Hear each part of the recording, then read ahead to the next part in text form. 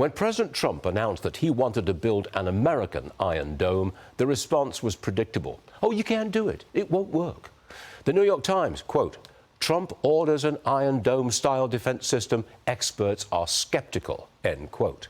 America is much bigger than Israel, said the experts. Too big for the kind of missile defense that Israel built with its Iron Dome.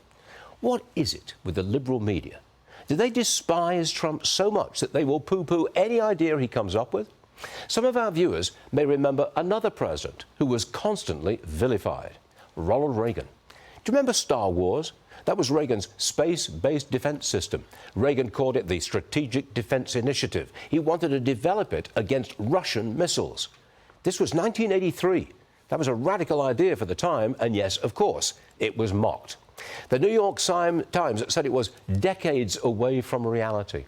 It was unfeasible, they said. It was nicknamed Star Wars to make it sound like science fiction and therefore not serious.